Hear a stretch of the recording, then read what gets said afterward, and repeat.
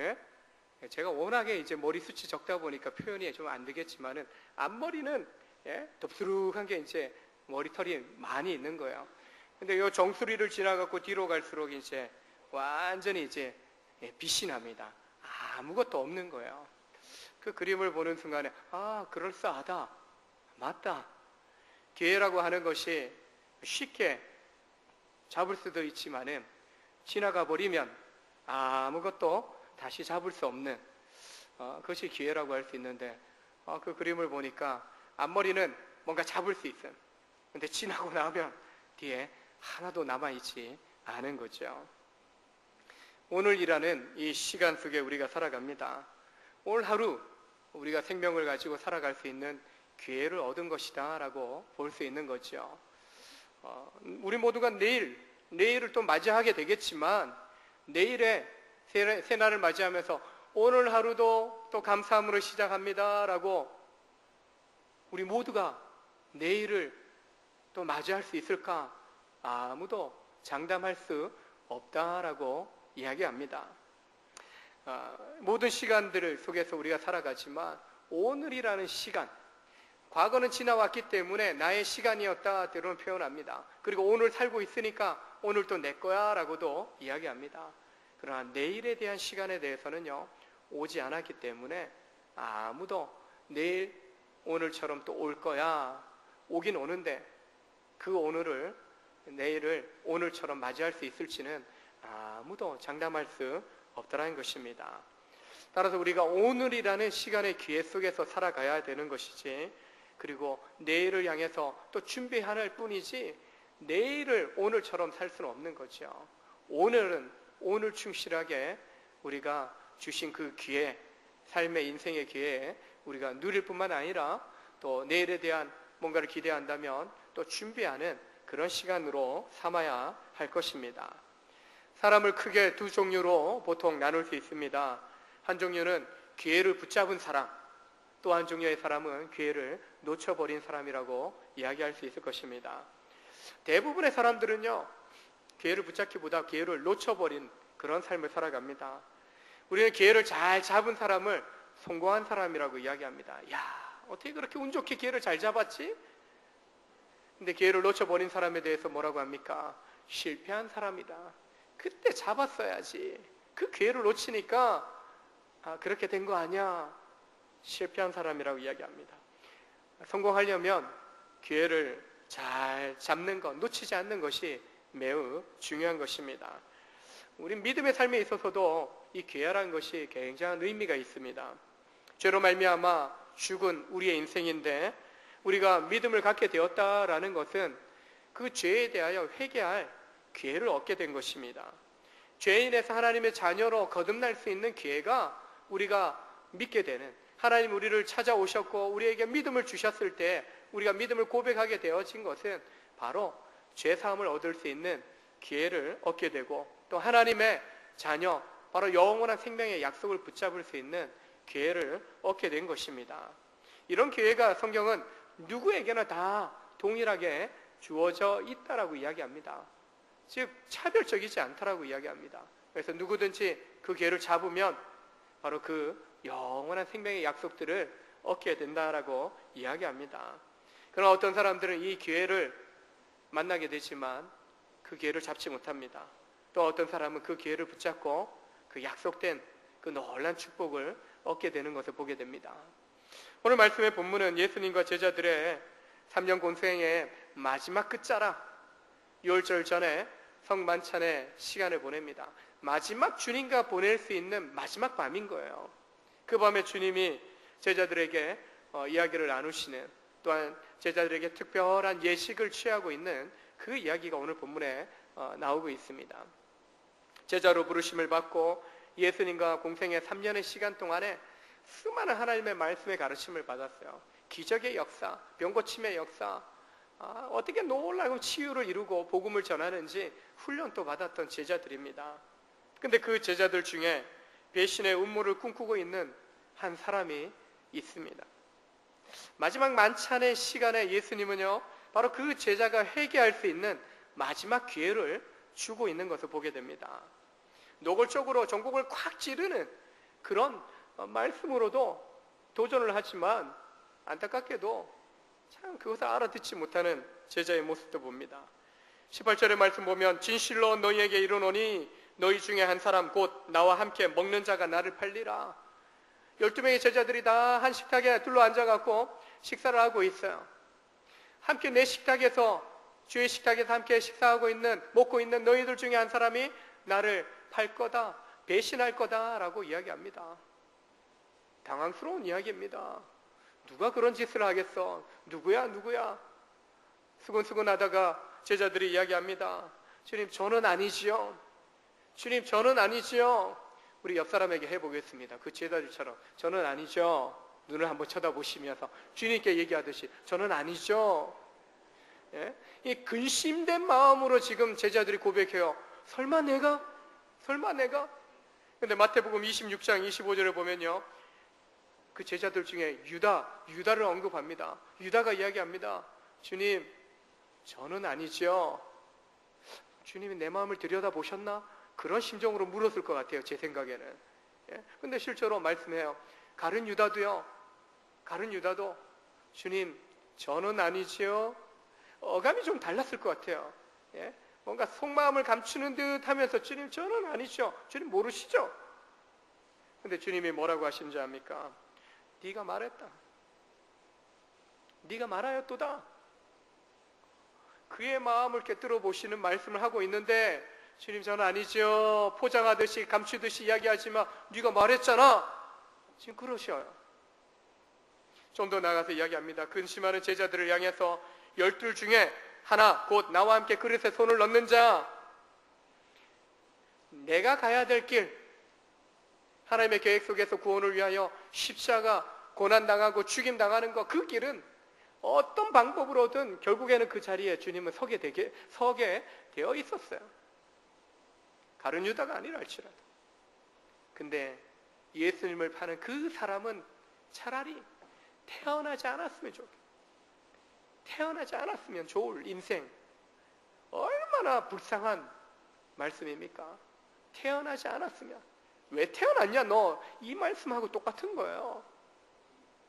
차라리 그렇게 멸망의 자리에 떨어질 바에야 왜 태어났을까? 안 태어났으면 좋을 인생이었다라고 정말 안타까운 심정으로 이야기를 하시는 겁니다. 요한복음 13장 26절 27절에 보면요, 실제로 직설적으로 예수님이 말씀하시는 겁니다. 떡 한 조각, 특별히 이제 나의 몸이다라고 받아 먹으라고 이제 성찬 예식을 베푸는 가운데 하나하나 떼 주시면서 또 식사를 나누시면서 특별히 한 조각 한 조각씩 제자들에게 나눠주는데, 요한복음 13장에서는 내가 이 떡 조각을 떼어주는 그 사람이 나를 팔리라. 전후 문맥상으로 보면은 바로 가룟 유다가 되는 거예요.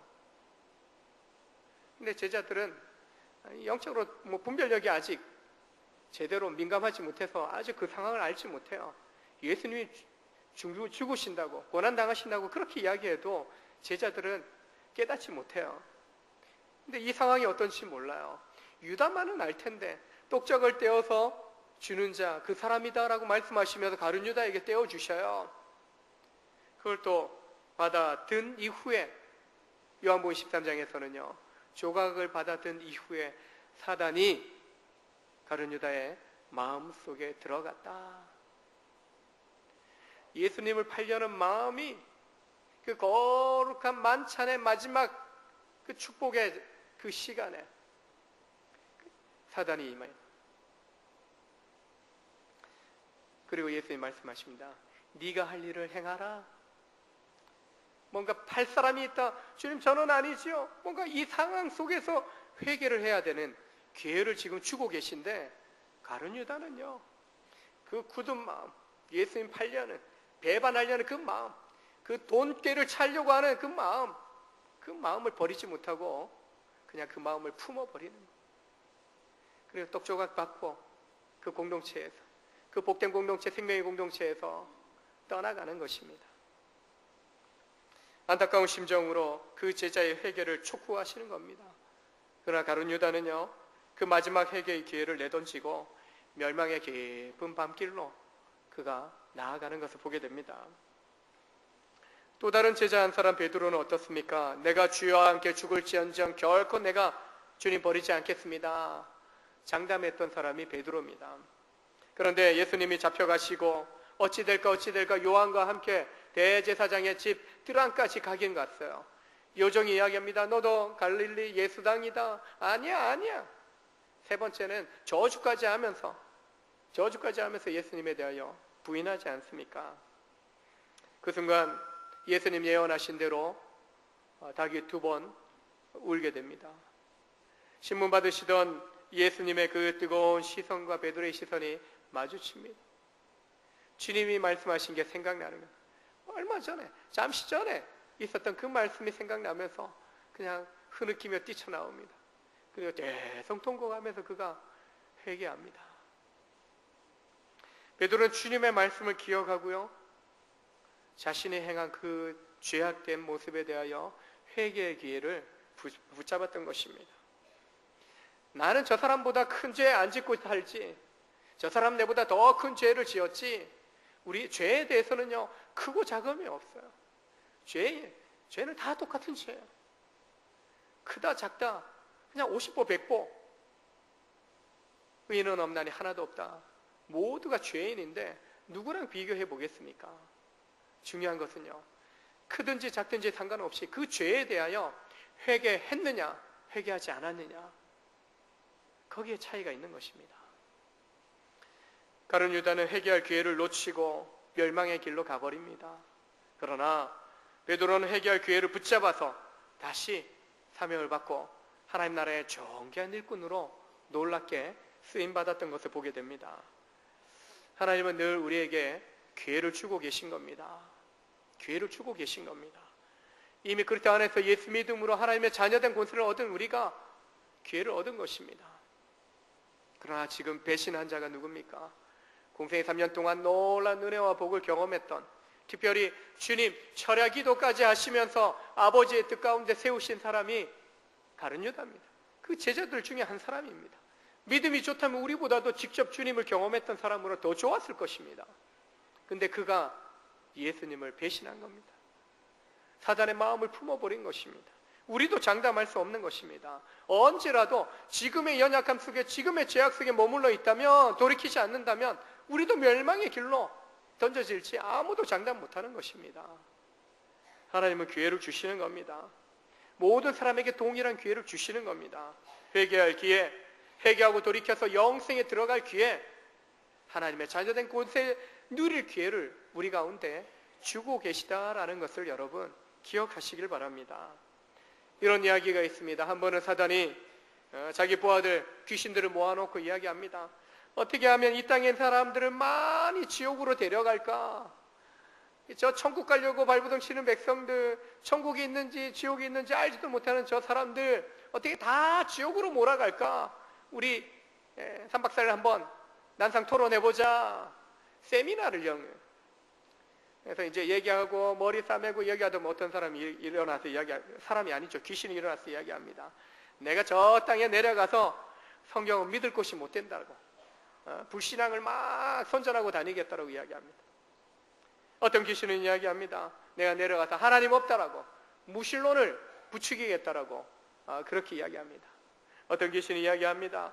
나는 가서 천국도 없고 지옥도 없고 라고, 그렇게 이 땅에서 그냥 영원히 살 것처럼 살라고 그렇게 선전하겠다라고 이야기합니다. 좀 늙은 귀신이 척 일어나더니 그것도 좋지만 이것도 좋지만 그것보다도 나는 땅에 내려가갖고 믿는 것도 괜찮지만 차차 믿겠다라고, 그렇게 선전하겠다라고 이야기를 합니다. 한 달간 이 마귀들 다 풀어서 땅에 내려가서 한번 그 이야기 한 대로 한번 해보라고 다 실습을 보냅니다. 열심히 귀신들이 일한 이후에 다시 올라와서 사단 앞에 섭니다. 이렇게 보니까 누구는 몇백 명, 몇천 명 이렇게 막 오는데 누가 가장 많이 데려왔는가 보니까 맨 나중에 그 이야기했던 늙은 귀신이 얘기했던 차차 믿으라고 했던, 그렇게 선전하겠다고 했던 그 귀신이 가장 많은 사람들을 지옥으로 데려간 겁니다. 차차 믿어도 된다고. 시간적인 여유가 있다라는 거예요. 예? 내 나이 보면 아직도 천국 가려면 멀었다고. 난 절대 지옥 안 간다고. 확실한 믿음 있으면 좋죠. 근데 내 의지의 믿음이 중요한 것이 아니라 주님 안에서 진정한 회개에 죄 사함을 받고 회개하고 정말 약속 안에서의 믿음을 가지고 천국에 들어갈 소망을 가져야지. 아직은 때가 아니기 때문에, 내가 아직 갈 시간이 아니기 때문에 아직 여유가 있다고 차차 믿고 차차 회개해야 하면 되지. 그런 생각들이 우리 속에 있다면 그 생각 지워버려야 됩니다. 우리는 날마다 영원히 살 것처럼 살아가서는 안 되는 거죠. 영원한 생명의 약속을 받았지만 이 땅에서의 영원함이 아니라는 것입니다.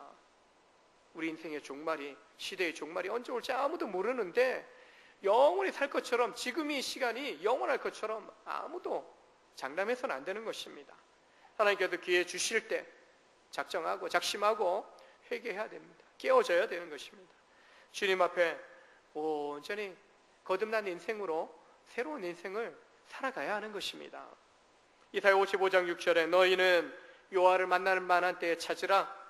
가까이 계실 때 그를 부르라. 하나님을 만날 기회, 또 하나님 안에서 믿음 가운데 살아가는데 회개할 기회, 돌이킬 기회, 하나님의 은혜로 풍성하게 살아갈 그 기회를 붙잡으라는 것입니다. 주시는 그 기회에 대해서요 결코 놓치지 말라는 것입니다.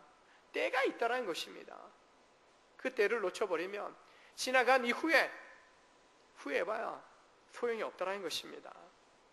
차차 믿으면 되고 차차 회개하면 된다는 생각 버리고 회개하려면 지금 회개하고요, 돌이키려면 지금 돌이켜야 되고 지금 온전한 믿음으로 하나님 앞에 바로 서시는 여러분과 제가 될 수 있기를 주의 이름으로 축원합니다. 축원합니다. 마지막 기회를 주셨던 주님이 새로운 시대를 열어가는 새 언약 백성으로서 새로운 시작을 할 기회도 이 밤에 주시는 것을 보게 됩니다. 새롭게 시작할 기회가 이 마지막 밤 그 성찬의 자리에서 주어집니다. 22절에 보니까 6월절 그 만찬을 미리 드시고 계신데 식사 중에 떡을 하나 잡고 가지고 축복 기도하시고 하나하나 떼어다가 제자들에게 주시면서 말씀합니다. 받아 먹으라, 받으라, 이것은 내 몸이다. 이미 먹고 있는 그 떡이랑 이 떡이랑 뭔 차이가 있을까?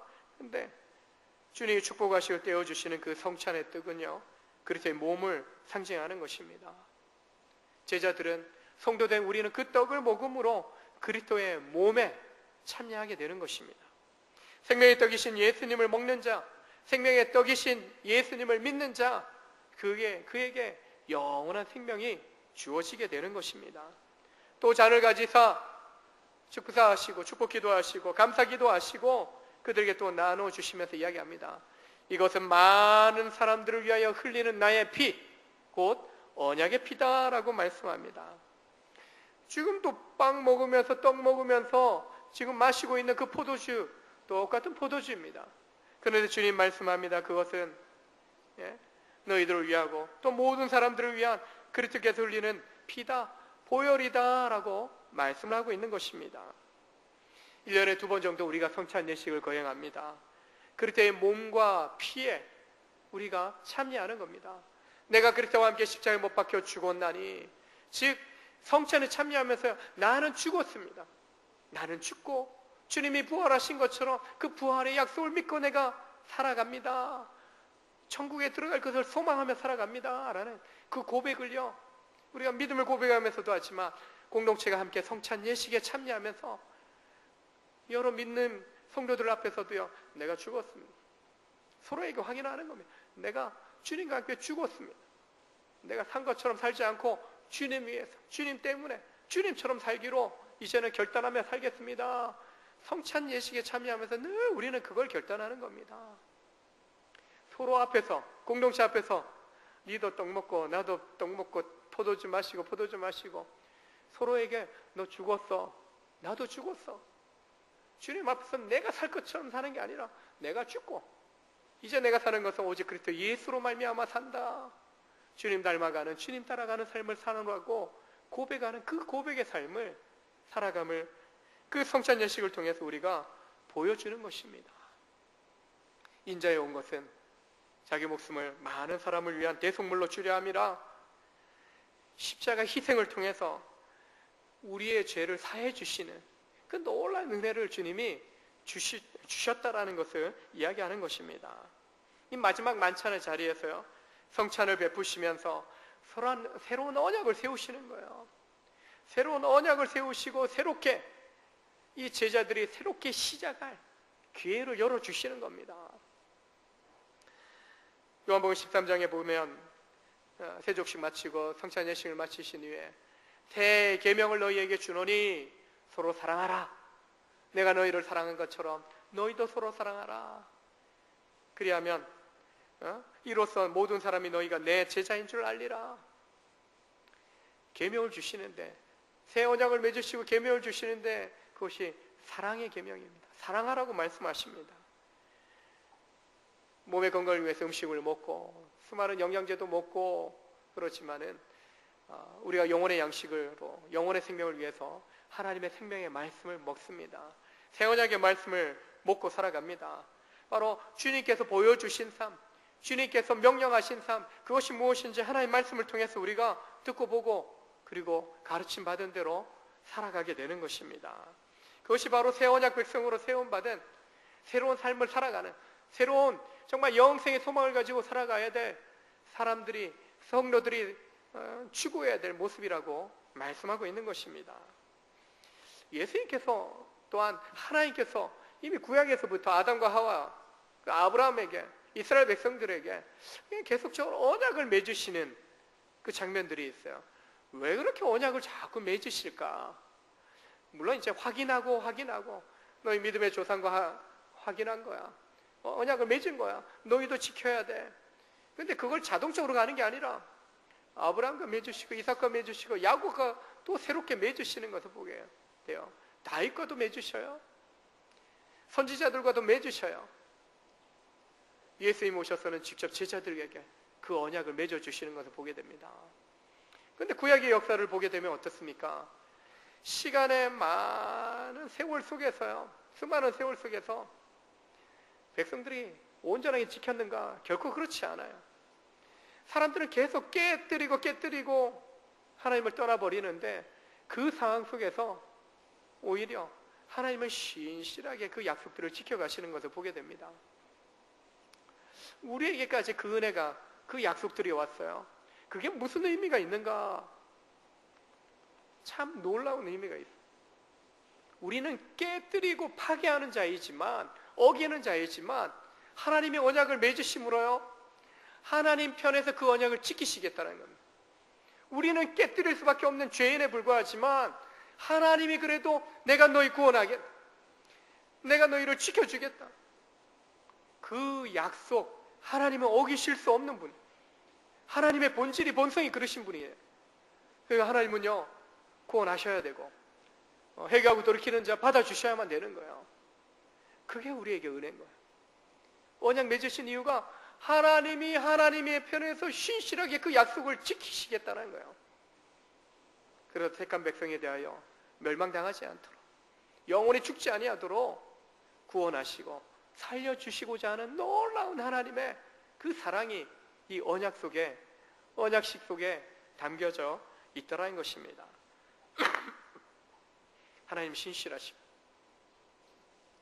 성경 속에서만 신실하신 분이 아니라 지금도 그 약속이 우리 인생 속에서 하나님의 신실하게 은혜 베푸시고 사랑해 주시니까 그 사랑 가운데 우리가 살아가고 있다는 것입니다. 언약을 한마디로 표현하면 사랑이다 라고 말할 수 있겠죠. 주님께서 주신 새 계명도 서로 사랑하라는 말씀이고, 하나님은 사랑이심이라. 하나님이 사랑이십니다. 언약을 잊어버릴까봐 신약에 와서는요, 하나님이 사랑이시다, 하나님의 언약 잊지 말라고요, 하나님은 사랑이셔 라고 사도 요한을 통해서 우리에게 증거하지 않습니까? 주님의 사랑은 결코 포기하지 않는 사랑입니다. 주님의 품에 두신 사랑으로 우리를 택하셨기 때문에 결코 우리를 버리지 않으시고 떠나지도 않으신다는 것입니다. 때로는 수많은 사람들이 이 언약 백성으로 거듭났다가 또 버리고 떠나가는 경우가 있어요. 그리고 방황하다가 또 주님 생각해 봅니다. 이제라도 돌아가면 받아주실까? 이제라도 회개하고 가면 하나님 나 다시 생명의 복으로 함께 해주실까? 의심하다가 그냥 끝나는 사람이 있는가 하면 누가복음 15장에 등장하는 탕자처럼 내 아버지 집에는 먹을 거 정말 윤택하게 사는 품꾼들이 얼마나 많은가. 아들이 아니라 품꾼의 하나라도 받아주면 좋겠다. 그래, 어떻게든지 아버지가 어떻게 나오든지 상관없이 한번 가보자. 돌이켜서 돌아가니까 어떻습니까? 완전히 거치골하고 오는, 말로기에 나와 있는 아버지 발견하지도 못했는데 아버지가 먼저 그 아들 발견하고 달려가서 그 추한 그 아들 행세에 그 모습 속에 있는 그 아들 그냥 얼싸 후회 안 하죠. 내가 죄짓고 회개 고백을 하지만 그거 들리지도 않아요. 그냥 돌아온 그 자체만으로 그냥 품에 안아주십니다. 하나님 아버지가 그러십니다. 어떤 모습으로 살아가더라도 하나님 앞에 합당치 못한 모습이 있다 할지라도 회개하고 돌이켜 주님 앞에 가기만 하면 그냥 주 품 안에 우리를 품어 주신다라고 말씀합니다. 하나님의 새 언약 속에는요, 우리를 향하는 하나님의 사랑의 그 기다림이 끝이 없음을 우리에게 보여주고 있는 것입니다. 교회는 예수님의 이 새 언약의 피로 세워진 공동체입니다. 그 새 언약의 피로 거듭난 성도는 성도들과의 관계, 그렇게 몸을 이뤄가면서 그 언약의 피로 말미암아 맺어진 관계이기 때문에 우리가 결코 정죄하거나 판단할 수 없는 거죠. 함부로 대할 수 없는 거죠. 보혈로 말미암아 놀라운 가치 있는 인생으로 거듭난 성도들이기 때문에 하나님의 영성을 입은 공동체의 식구들을, 가족들 우리가 결코 무시하거나 판단하거나 정죄할 수 없는 겁니다. 주님이 다 용서하고 받아줬는데 누가 뭐라고 판단할 수 있겠습니까? 그리고 내 자신조차도요, 나를 사랑할 수 없어. 그것도 잘못된 겁니다. 하나님이 나를 사랑해 주셨는데 내가 어떻게 나를 사랑할 수 없는가? 하나님이 나를 사랑해 주셨기 때문에, 나를 받아주셨기 때문에, 하나님이 용납해 주셨기 때문에 내 자신도 다른 사람도 우리는 다 용납하고 사랑할 수 있는 그런 삶을 살아갈 수 있어야 할 줄로 믿습니다. 우리가 찬양하는 복음송 중에 보혈을 지나 하나님 품으로, 보혈을 지나 아버지 품으로, 보혈을 지나 하나님 품으로 한 걸음씩 나아가네. 존귀한 주 보혈이 내 영혼을 새롭게 하시네. 예수 보혈로 말미암아 우리가 하나님 앞에 당당히 나아갈 수 있고, 그 보혈로 말미암아 우리가 날마다 새로워지는 은혜를 경험하고 있는 줄로 믿습니다. 늦었다 생각할 때 그때가 바로 시작할 때인 거죠. 마지막 만찬의 자리이지만, 마지막 회개의 기회를 주는 그 자리였지만, 때로는 우리가 이 시간이 내 인생의 마지막 예배가 될 수도 있겠지만, 이 마지막이 마지막으로 끝나는 것이 아니라 내가 회개하고 돌이키면 새 언약을 주시는 그 주님의 새 언약 속에 새로운 인생, 새로운 삶을 시작할 수 있는 또 다른 기회가 된다는 것입니다. 주님의 보혈을 통해서 하나님 앞에 나아갈 기회를 우리는 얻은 사람입니다. 날마다 하나님 앞에 나아가 회개할지라도 깨어질지라도 부족한 인생이지만 날마다 그럴 필요 있는가? 가끔 하지 뭐. 그것이 아니라 하나님은 날마다 깨어지기를 원합니다. 우리가 새롭게 되기를 원하십니다.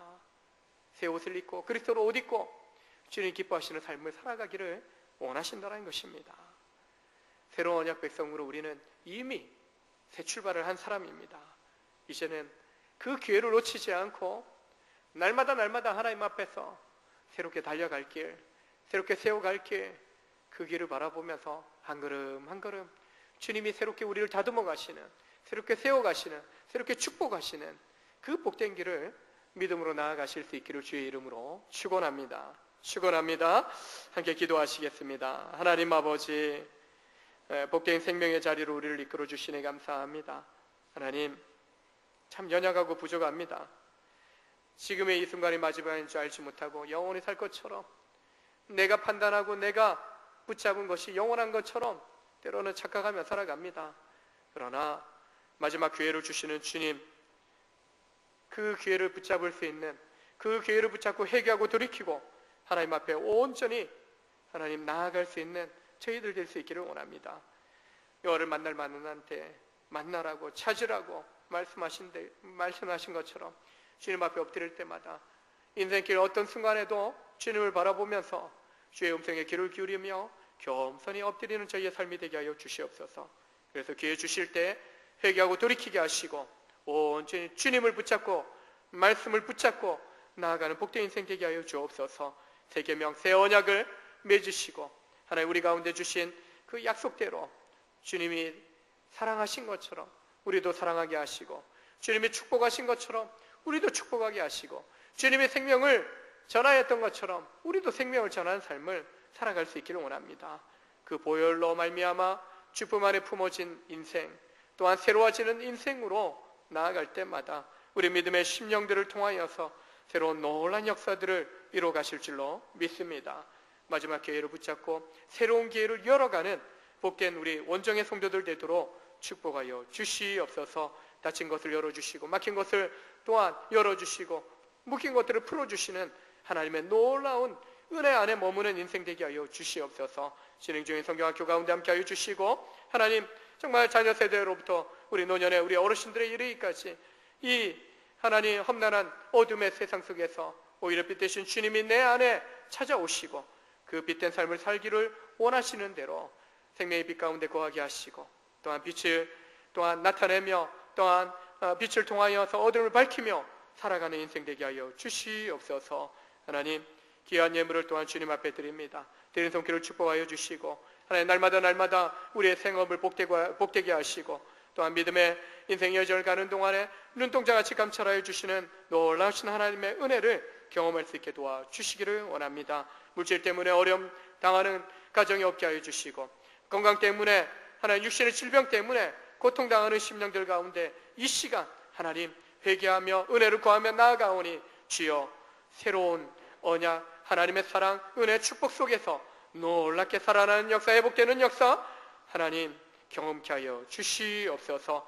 믿음의 또한 가족 가운데 다음 세대 우리 자녀들 가운데 입시를 준비합니다. 취업을 준비합니다. 하나님 임용고시를 준비합니다. 열어주십시오. 진리의 양상 또한 지식과 지혜의 영이신 하나님의 영으로 충만케 하시어서 어둠 속에서도 빛으로 임하신 주님처럼 삶의 공고함 속에서도 빛 되신 주님의 은혜를 붙잡고 나아가는 복된 심령들 되게 하여 주시옵소서. 그렇게 놀랍게 임하시고 축복하실 주님을 기대하며 예수님의 이름으로 축복하며 기도합니다.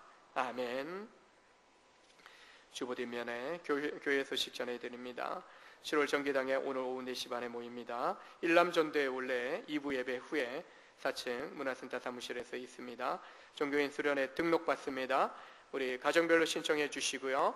오늘 신청서에는 여러분 여행자 보험 때문에 여러분 주민등록번호를 이제 정보용 좀 확인서를 좀 같이 등록카드에 적힌 것을 여러분 확인해 주셔야 됩니다. 그리고 여러분 이제 교구 총무님들에게 이렇게 이제 제출하실 때 여러분 그 수련회 때 유니폼 티 이렇게 맞추게 되는데 사이즈를 또 여러분이 뭐 90, 95, 뭐 저는 이제 95 있거든요.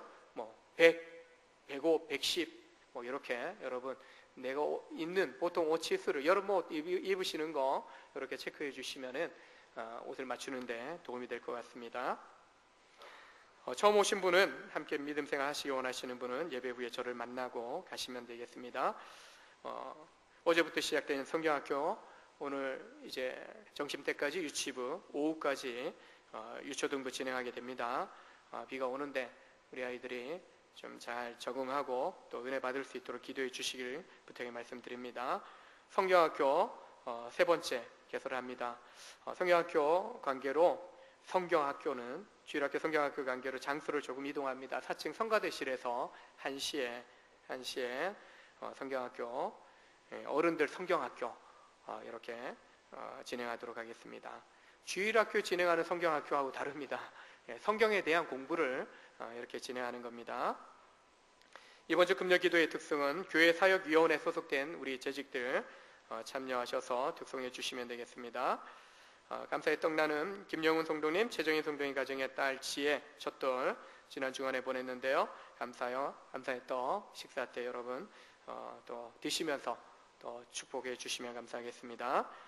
정교수련회 각 준비팀별로 이렇게 또 모임을 가져주시면 감사하겠습니다. 그리고 다 같이 일어나셔서 찬송가 539장 함께 찬송 후에 기도하시겠습니다.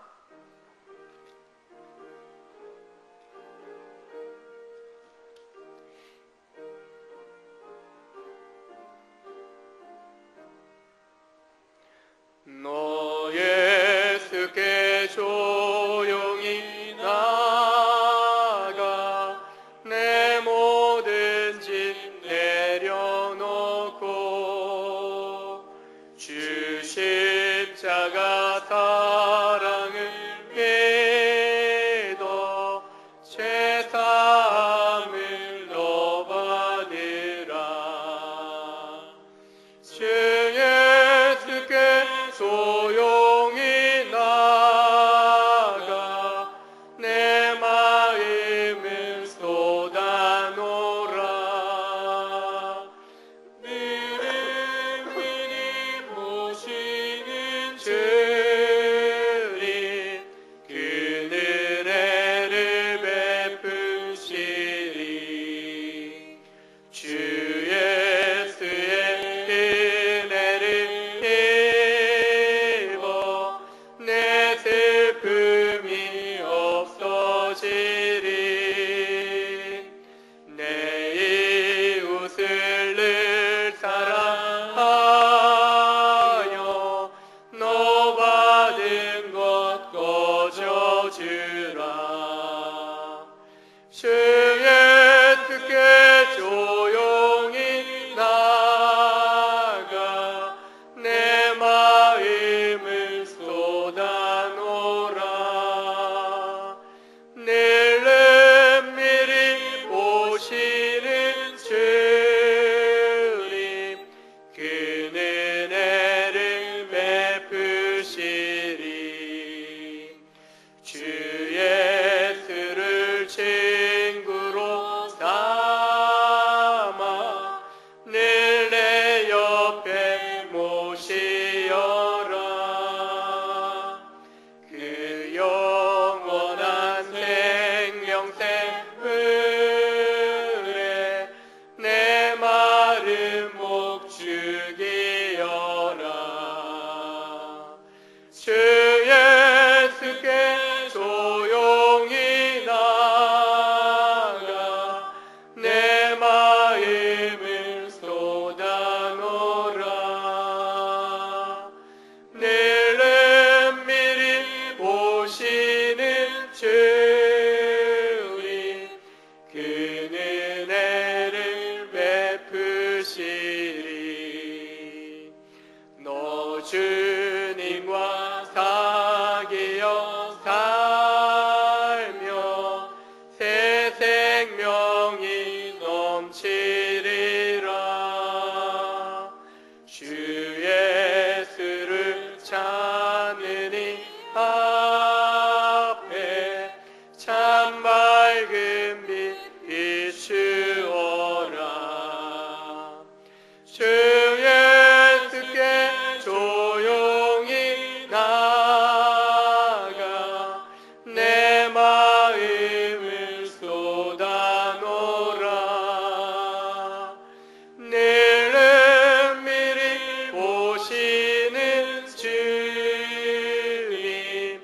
그 은혜를 베푸시리.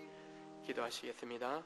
지금은 길이요 진리요 생명 되신 우리 주 예수 그리스도의 은혜와 하나님 아버지의 크신 사랑하심과 성령의 감화 감동 축복 역사 인도하시는 은혜가 삶의 모든 자리에서 마지막 기회를 주시며 또한 그 자리에서 새롭게 놀라운 은혜를 경험할 기회를 주시는 하나님이신 줄 믿고 오늘도 믿음으로 나아가 주의 약속의 말씀 안에서 새 언약 백성답게 온전한 하나님의 뜻 가운데 살기로 결단하는 복된 믿음의 심령들과 이들의 가정과 우리 온전교회와 이 나라의 민족 위에 영원토록 함께 있을지어다.